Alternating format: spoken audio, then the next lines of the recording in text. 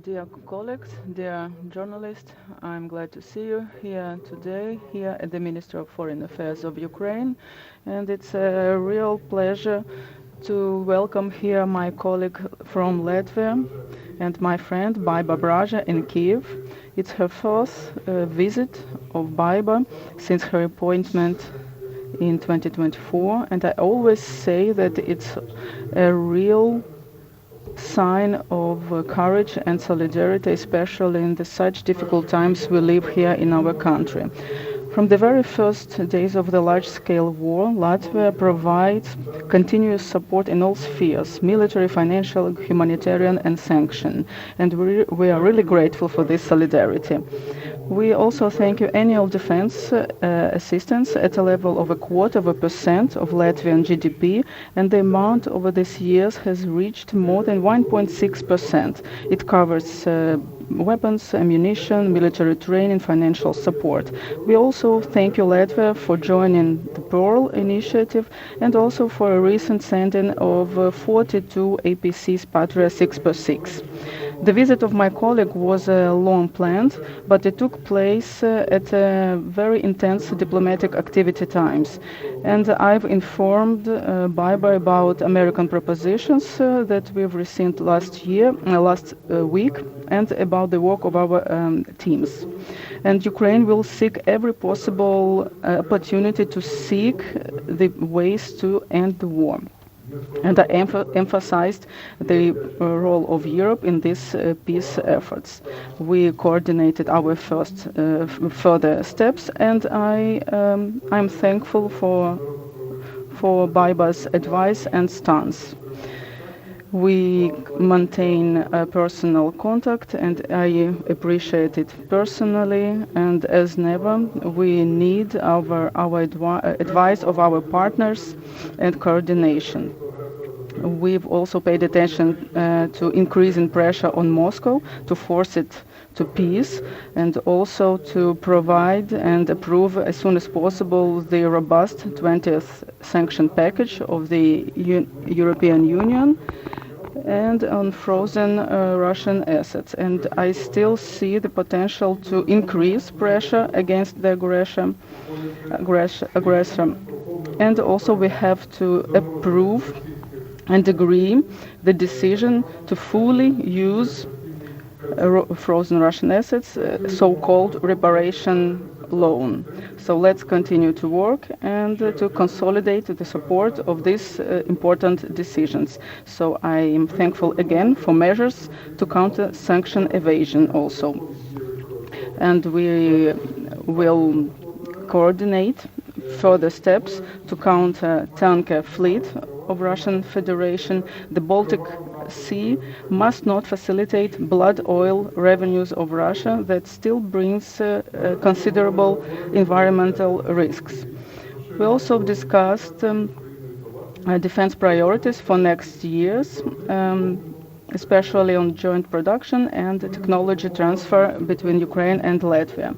We appreciate Latvia for training Ukrainian military, for caring for our wounded defenders, and we thank you for your leadership in the drone coalition. And Latvia this year provided 12,000 drones, and we've discussed the ramping up of production for 2026.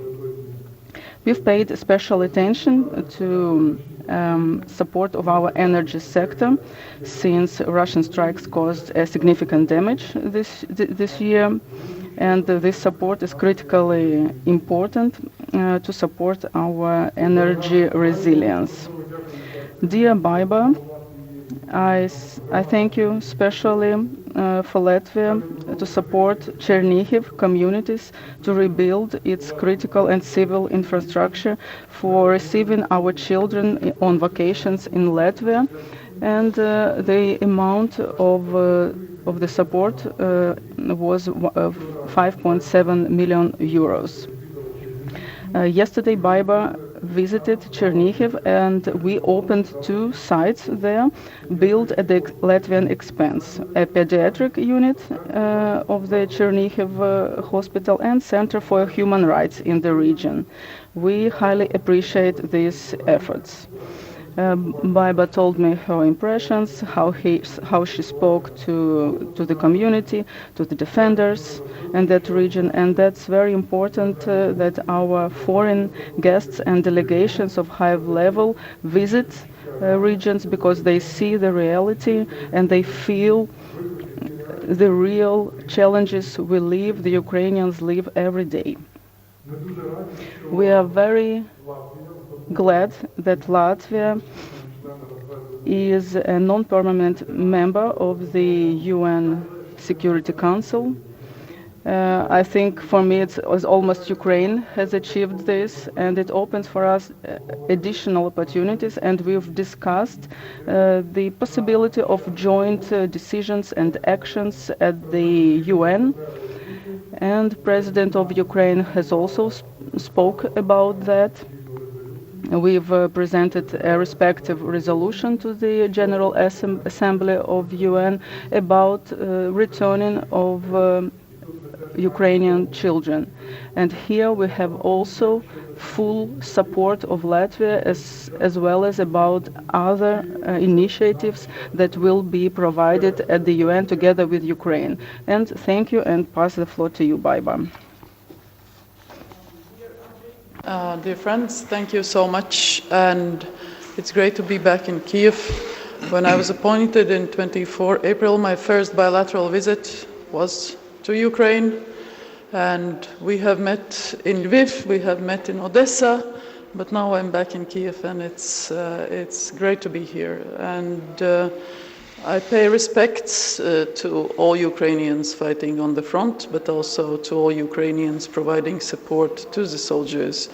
So making sure that Ukraine, as a strong, democratic, resilient country, fully sovereign, is able to defend herself. So respect to you, Ukrainians. And for our bilateral relations, they are perfect. We don't have any bilateral issues.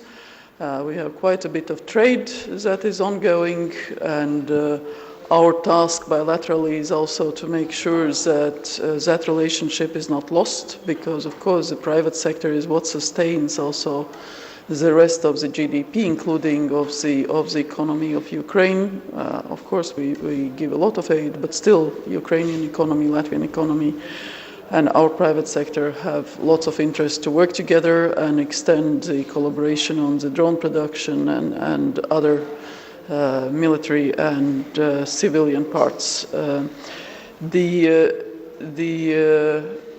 Current challenges that Ukraine faces, and Ukraine is not alone in all of that. Ukraine has friends and allies. And making sure that also through the peace, so-called peace talks, Russia doesn't get what it wants to get on the battlefield. So making sure that Ukraine's self-defense capabilities, that Ukraine's agency in any peace deal is maintained is crucially important. So we fully support the US efforts to get to peace through strength. And of course, we back Ukraine in its need to care about its future and make sure that full sovereignty, democracy, and strong institutions and strong military force is maintained.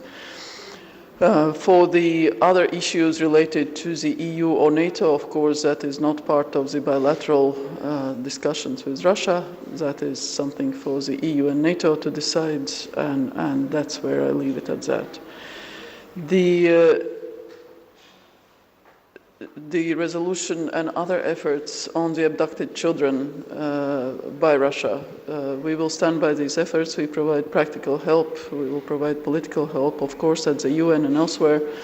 And I commend the work of your ombudsman, but also other colleagues, also international partners who do all the practical, very difficult work of locating children and returning them to their parents.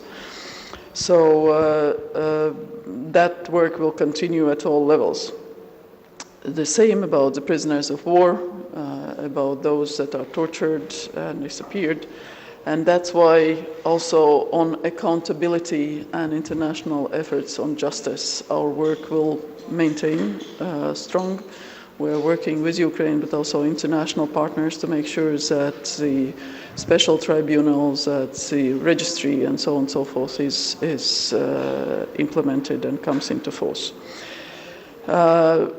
Our aid to Ukraine, we regard that it's something that is self-understandable. We don't have to explain why we are doing that. Ukraine is defending herself in accordance with the UN Charter, and every nation in the world should feel that they have a part in defending, in allowing Ukraine to defend herself, but also ensuring that Ukraine has sufficient self-defense capabilities. So more than half of our 1 billion assistance is military assistance in various ways.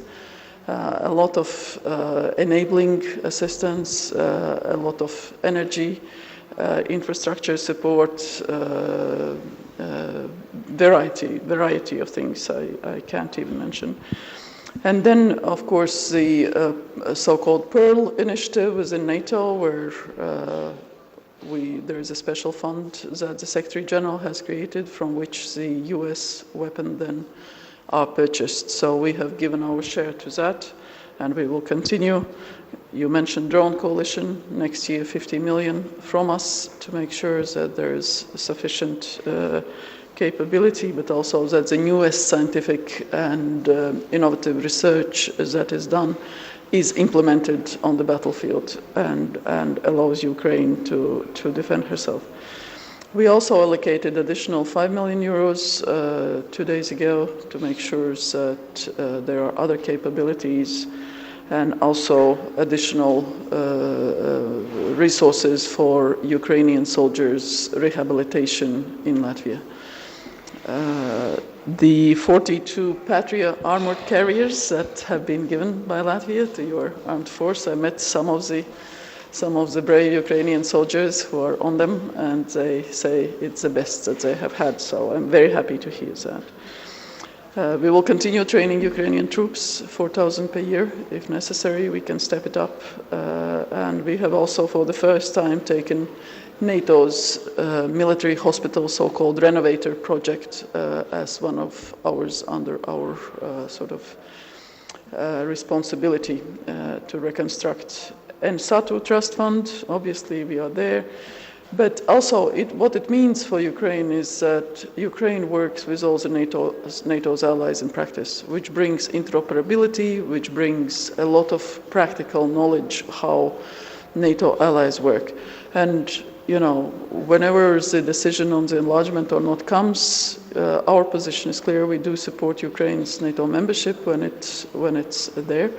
But to be ready, to be interoperable, and to make all the preconditions done so that whenever political conditions are ripe, Ukraine can join both the EU but also NATO.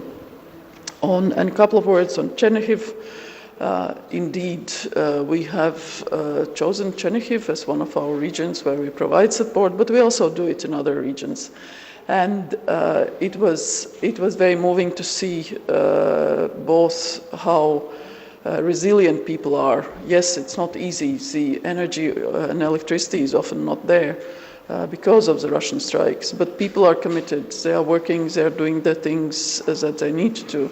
And we also had the opportunity to meet the children at the music school, college, who have learned the Latvian song because they have been in music camps in Latvia throughout the years. And also the instruments were donated by our musicians, and it was really very moving to listen to them in a shelter in Chernihiv, the same as visiting the other projects. On the other big priorities, you would have heard me already. It's making sure that we ourselves as allies, as countries both in NATO, EU, but also around the world are strong, that we invest in defense and security, because the threat, Russia threat, is not going to disappear. All the assessments are there that the trajectory of Russia is not going to change, so making sure that we as strong countries also have strong deterrence defense capabilities will also help supporting Ukraine in the future. Second big priority, making sure that Ukraine is able to ensure its self-defense, but also move towards politically on the track and practically to the EU and NATO, but also making sure that Ukraine has all the global support. So I'm thankful for your support on the UN Security Council. Candidature will be there for the first time. That will be a big work for our diplomatic service, and we very much look forward relying also on Ukrainian professional knowledge.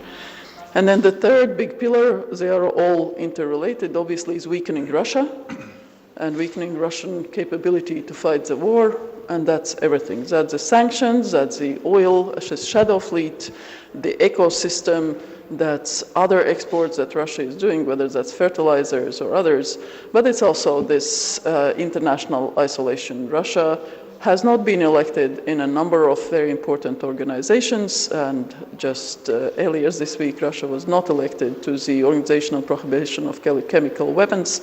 So that's something that we think is important, where the global society shows that they know what Russia is doing. There are countries that might not be giving weapons to Ukraine, but they show with their voting what is happening de facto and their evaluation of the situation. So once again, great to be here, and I think we have explained everything. There will be no questions anymore. Thank you. Thank you, Excellencies. We still have a few questions, very brief ones, I promise. And we will start with Latvian radio. Дуже дякую, Індерс. Latvian Radio, Inders Pransa. I have a question to Mr. Sibiha.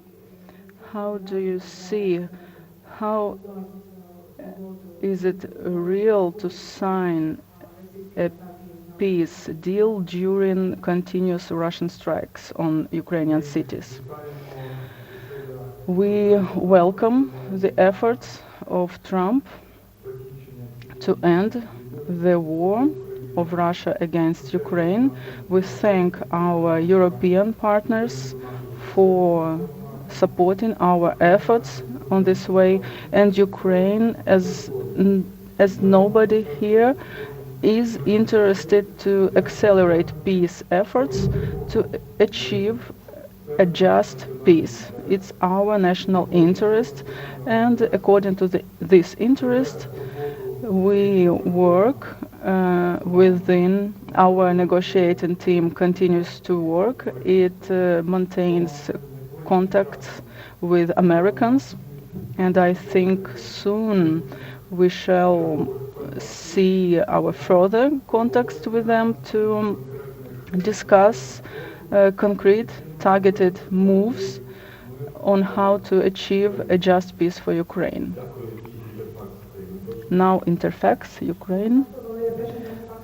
Valeria from Interfax and our Support, and as we are discussing security guarantees, the short question, what practical steps Latvia is ready to provide to Ukraine? І наступне запитання до Андрія Івановича. Ви згадали щойно контакт. Next question for Sibiha. Mr. Driscoll will come to Ukraine. What was confirmed by Mr. Yermak. So what are your expectations, and shall we expect high-level contacts? On the security guarantees, we welcome the U.S. commitment to be very much involved and to ensure that there is such a guarantee. But it also depends, it very much depends on the practical military advice. So in the previous iteration of work, our chiefs of defenses of the Coalition of Willing had come together, and there is a proposal on the table. So depending on what type of arrangement there is at the end of these talks, it will also then depend on the adjustment of the security guarantee and what type of solution. But we are ready to play our role, and we have said that that's why we are in the Coalition of the Willing. But it depends again on the practical military advice. It's not for politicians to decide what should be where and how and so on and so forth. На ваше запитання підтверджую, що And replying, I think soon we shall expect the meeting between negotiation teams, and we expect to see concrete results. We expect to see a progress. It's critically important for us, and Ukraine has shown that we want to reach a ceasefire. And surely we do everything possible. Our teams, all diplomatic efforts are focused to provide this peace process. Of course, we are interested at high-level contacts and in the meeting between Zelensky and Trump, because there are still sensitive questions that must be discussed and can be discussed only at that high level. Short one to Latvian television, please. Krenberga, Latvian television. How to get more European commitment to help Ukraine, and what would you like to expect? До мене? Ну, для нас важливо. It's important for us to have a safe program so that Ukraine holds a strong position in this program designed within the EU. In November, we'll send proposals to European capitals. It's important also to receive a positive decision about, as for reparation loan. It is a practical use of frozen assets. Also to expand the program Pearl. And other issues that is important is our way to the EU membership, and also our bilateral cooperations with different partners, including defense sector, that today has this foundation when Ukraine has the experience to improve and to strengthen European security.